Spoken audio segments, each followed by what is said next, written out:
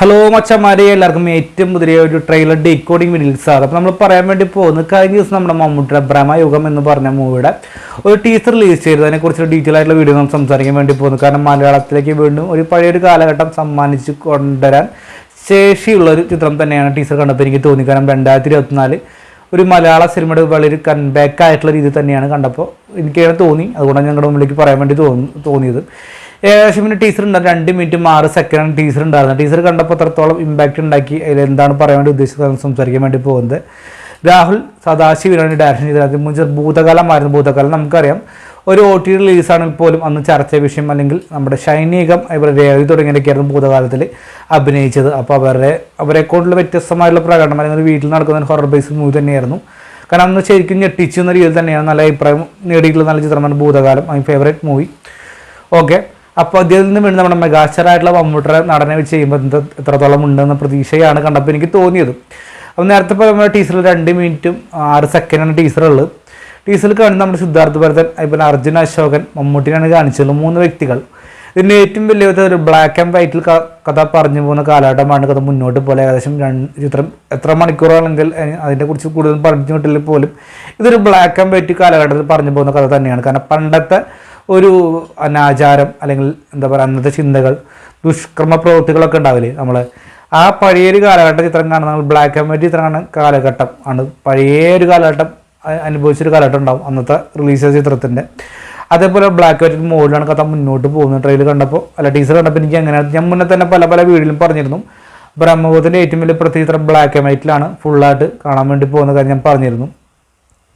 അപ്പോൾ ട്രെയിലർ അർജുൻ അശോകൻ ഒരു കാറിലൂടെ നടന്നു പോകുന്ന ഭാഗം കാണിക്കുന്നുണ്ട്. ലോങ് സൈഡിൽ നമ്മുടെ സിദ്ധാർത്ഥ് ഭരതൻ വരുന്നുണ്ട്. അപ്പോൾ രണ്ടും അദ്ദേഹത്തിന് കുറച്ച് പേടിപെട്ട രീതിയിലാണ് വരുന്നിട്ടുള്ളത്. അവർ രണ്ടുപേരും നമ്മുടെ മമ്മൂക്കയുടെ മനയിലേക്കാണ് ചെന്നപ്പെടുന്നത്. മമ്മൂക്ക പറയുന്നുണ്ട്, വിശേഷപ്പെട്ട ദിവസം തന്നെ എൻ്റെ മനയിലേക്ക് വന്ന അതിഥികൾക്ക് സ്വാഗതം എന്ന് പറയുന്നുണ്ട്. അങ്ങനെ അദ്ദേഹത്തിൻ്റെ ഒരു ഫേസ് ടു ഫേസ് കാണിച്ചാണ് ബ്രഹ്മയുഗത്തിൻ്റെ ടൈറ്റിലും ടീസറും അവസാനിപ്പിക്കുന്നത്.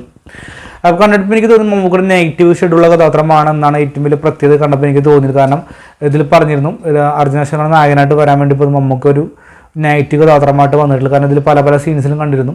വിധേയന് ശേഷം ഒരു പ്രൗഢത്വമുള്ളൊരു മാടമ്പി കഥാപാത്രമായിട്ടൊക്കെ ആയിരിക്കാം മമ്മൂട്ടി ബ്രഹ്മയുഗത്തിൽ വരാൻ വേണ്ടി പോകുന്നത് കണ്ടപ്പോൾ എനിക്ക് അങ്ങനെ തോന്നി. വിധേയൻ നമുക്കറിയാം, വിധേയൻ ഒരു കളർഫുൾ ഒരു കളറായിട്ടുള്ളൊരു മൂവി തന്നെയായിരുന്നു. കളറായിട്ട് മൂവി ഉദ്ദേശിച്ച് കളർഫുൾ പാട്ടും ഇതെല്ലാം ഉദ്ദേശിച്ച് അന്ന് കളർ കാലഘട്ടത്തിൽ ഉദ്ദേശിച്ചുള്ളൊരു മൂവി തന്നെ വിധേയൻ. അന്ന് ഒരുപാട് അവാർഡുകളൊക്കെ മമ്മൂക്കി കിട്ടിയിരുന്നു. ഗംഭീരമായിട്ടുള്ള നെഗറ്റീവ് കഥാപാത്രമായിരുന്നു മമ്മൂക്ക ചെയ്തത്.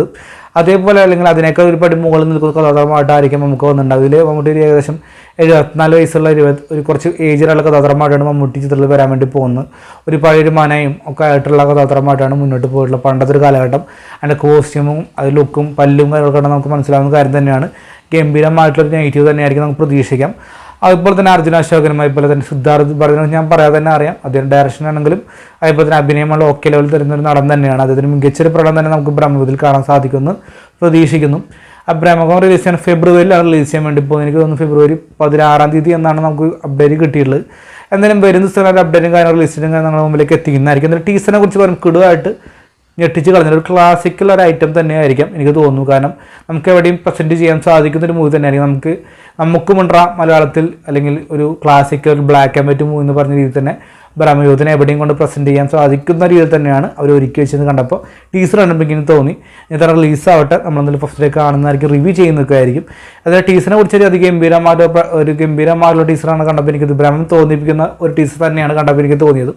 അപ്പോൾ എന്താണ് നിങ്ങളുടെ അഭിപ്രായം കമൻറ്റ് ബോക്സിൽ രേഖപ്പെടുത്തുക. വീഡിയോ ഇഷ്ടപ്പെട്ടാൽ സപ്പോർട്ട് ചെയ്തായിരിക്കും. Bye friends.